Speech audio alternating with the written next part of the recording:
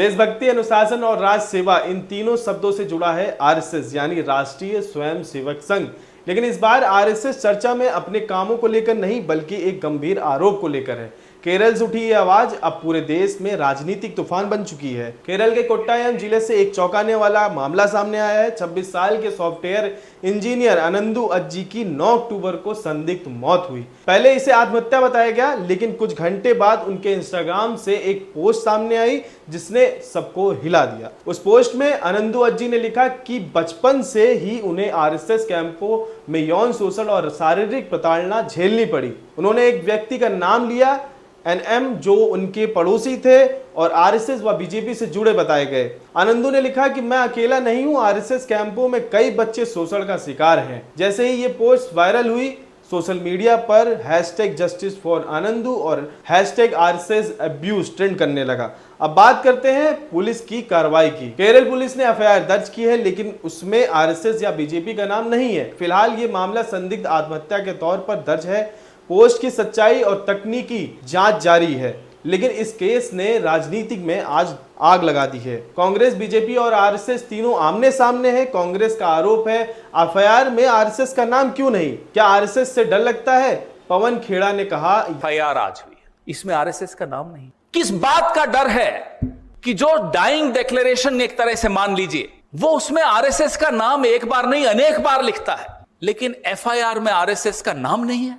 ये क्या आतंक है, क्या मजबूरी है कि आपको आरएसएस का नाम लिखने में डर लग रहा? ये कैसा संगठन है साहब? सिस्टम घबरा जाए क्या उस संगठन का होना इस समाज के लिए, इस सिस्टम के लिए, इस सरकार के लिए, इस देश के लिए? ये आरएसएस की सरकार है, आरएसएस द्वारा आरएसएस के लिए। वही प्रियंका गांधी वाड्रा ने एक्स पर लिखा कि अगर ये सच है तो बेहद भयानक है, आरएसएस को तुरंत कार्रवाई करनी चाहिए। कांग्रेस की मांग निष्पक्ष और समयबद्ध जांच हो। बीजेपी का जवाब आया। राष्ट्रीय प्रवक्ता सुधांशु त्रिवेदी ने कहा, केरल के कोट्टायम में श्री आनंदू अजी की रहस्यमूर्ण परिस्थितियों में हुई मृत्यु बहुत ही दुखद और दुर्भाग्यपूर्ण घटना है। इस हेतु भारतीय जनता पार्टी उनके परिजनों के प्रति गहरी संवेदना व्यक्त करती और उसी के साथ हम यह भी मांग करते हैं कि इस रहस्यपूर्ण परिस्थितियों में हुई दुखद घटना की गहराई के साथ परंतु स्वतंत्र और निष्पक्ष जांच शीघ्रातिशीघ्र होनी चाहिए, ताकि इसको लेकर सच सामने आ सके। यह घटना जितनी दुखद है, उससे अधिक दुखद और दुर्भाग्यपूर्ण है कांग्रेस पार्टी के द्वारा इस दुखद घटना के ऊपर ओछी राजनीति करना और राष्ट्रीय स्वयंसेवक संघ को लांछित करने का प्रयास कर है। लेकिन कांग्रेस इसे आरएसएस को बदनाम करने के लिए इस्तेमाल कर रही है। बीजेपी ने इसे फर्जी नैरेटिव बताया और कहा दुखद घटना को राजनीति का हथियार मत बनाइए। इसके बावजूद आरएसएस ने भी अपनी प्रतिक्रिया दी। संघ ने कहा यह आरोप आधारहीन है, फिर भी निष्पक्ष जांच होनी चाहिए। आरएसएस का कहना है यह संगठन को बदनाम करने की साजिश है। इस बीच केरल की एलडीएफ सरकार ने चुप्पी साध रखी है। विपक्ष का आरोप है कि वो आरएसएस को बचा रही है। सोशल मीडिया पर बहस तेज है। कई लोग सवाल उठा रहे हैं क्या बच्चों की सुरक्षा को लेकर इतनी लापरवाही ठीक है? कुछ पुराने आरएसएस सदस्यों ने भी सामने आकर कहा कि उन्होंने भी अनुशासन के नाम पर अत्याचार देखे हैं।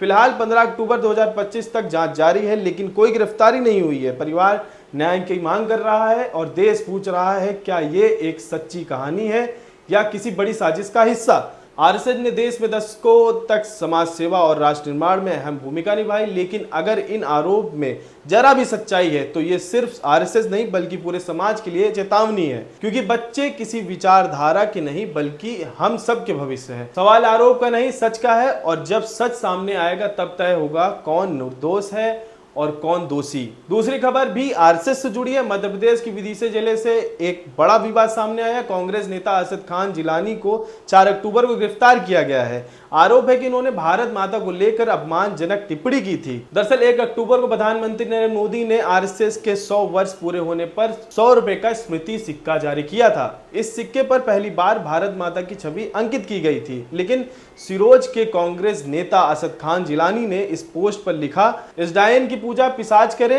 जिसके हाथ में तिरंगा नहीं वो हमारी भारत माता नहीं। बस इसके बाद सोशल मीडिया पर आक्रोश फैल गया। हिंदू संगठनों और स्थानीय लोगों ने इसे राष्ट्रीय प्रतीकों का अपमान बताया। शिकायतें दर्ज हुई और 4 अक्टूबर को सिरोज पुलिस ने जिलानी को गिरफ्तार कर लिया। गिरफ्तारी के दौरान पुलिस ने उन्हें सार्वजनिक रूप से परेड कराया। वीडियो में दिखा है, ये वीडियो देखिए। जिलानी को कान पकड़वाकर भारत माता की जय के नारे लगवाए। पुलिस का कहना है कि यह सामुदायिक सद्भाव बनाए रखने के लिए किया गया। कानूनी रूप से मामला भारतीय न्याय संहिता का धारा 299 के तहत दर्ज है, जिसमें धार्मिक भावनाएं आहत करने पर 3 साल की सजा प्रावधान है।